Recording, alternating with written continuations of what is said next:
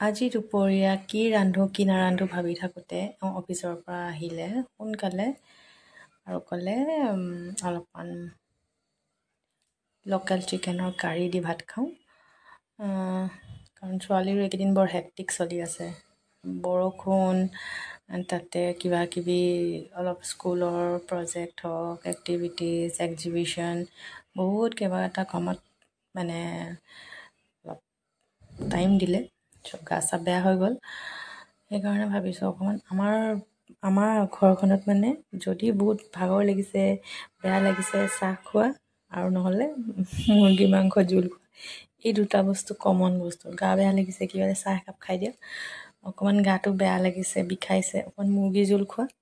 মানে এই দুটা বস্তু চলি থাকে তো কথামতে কাম এই লোকেল মুৰ্গীটো বনাওঁৱে কিন্তু ভাবিলোঁ আজি শ্বেয়াৰো কৰোঁ মানে এটা কথা হয় এইখিনিতে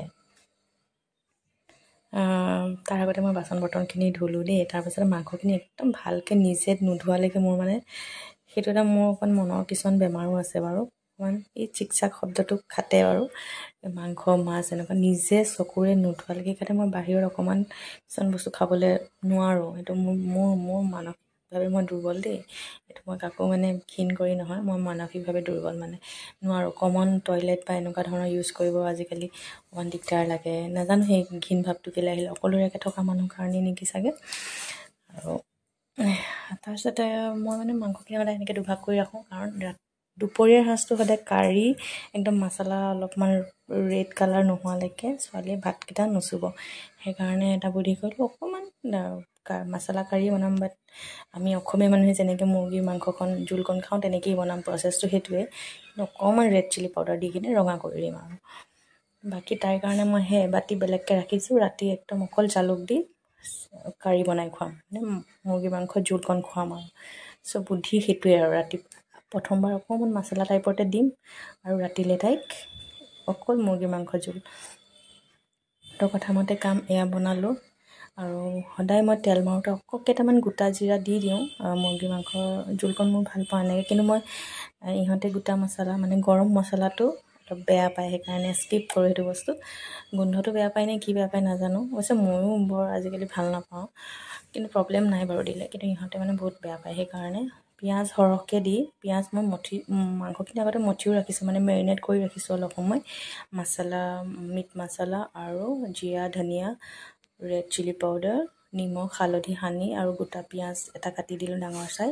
তাতে অকণমান তেল দি মই মেৰিনেট কৰি ৰাখিছিলোঁ আৰু সেই মাংসখিনি তেলত ভাজি মানে পিঁয়াজখিনি গলালৈকে পূৰা ভাজি আদা নহৰু পেষ্টটো লগতে দিয়ে দিলোঁ আৰু মানে এইখিনি জোল বনাম আৰু পূৰা পানী ঢালি দিম আৰু একদম পনীয়াকৈ লাষ্টত মই কুকাৰত চিটি কেইটামান মৰাই দিম আৰু চ' কথামতে কাম বনাই আছোঁ কিন্তু খালী হ'ল আৰু সিহঁতে কিন্তু আলুটোতো থাকিবই আৰু মাজতে এটা আম কাটিলোঁ আম কাটি খালোঁ আৰু ইয়াত তামোলৰ যোগাৰ ৰাখিছে মাংস আনিলে তামোল দুখন আনেই বাৰু এইটো ভাল কথা আৰু বনাই কৰি থাকোঁতে মাজতে বহুত কাম কৰা হয় এইটো দেখুওৱা নহয় যিহেতু অকল চিকেনটো ৰেচিপি বুলি নহয় দেই জাষ্ট মই কিনো কৰিলোঁ দুপৰীয়াখন তাকে মানুহৰ বহুত গলতফেমি আছে যে মোৰ ওপৰত মই কিবা কিবি কৰোঁ কিবা সেয়া জাষ্ট নিগেটিভ কথাখিনি নাপাতো বাৰু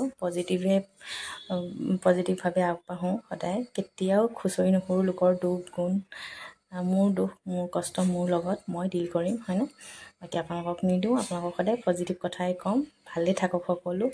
আৰু ভাল লাগিলে চাব পেজটো মাজে মাজে বা বেয়া লাগিলেও আপোনালোকৰ বহুত অপশ্যন আছে জাষ্ট স্ক্ৰল কৰিব বা মোক হাইড কৰিব পাৰে আজিকালি ব্লক কৰিব পাৰে আৰু এনেকৈ চিকেন একদম হৈ গৈছে আমি এনেকৈয়ে খাওঁ মই বৰ বেছি বিশেষ নাজানো ৰান্ধিব আমি এনেকৈ চলি যায় আৰু খালোঁ আৰু এনেকৈ খাই ইহঁতে ভাল পায় ইহঁতে যেনেকুৱা পচন্দ কৰে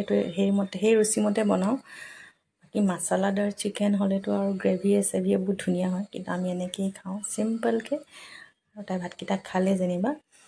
আৰু সেই বাৰীৰ ভোট জলকীয়া লাগি আছে দেই মাজে মাজে এটা দুটা আৰু বাদাম সদায় থাকে আৰু ৰাতিলৈ এয়া তাইক চুপ বনাই দিলোঁ কিন্তু কথা হ'ল আলু দিবলৈ কৈছিল আলু মাংস বনাইছোঁ নে মাংসতে আলু বনাইছোঁ ধৰিব নোৱাৰোঁ কিন্তু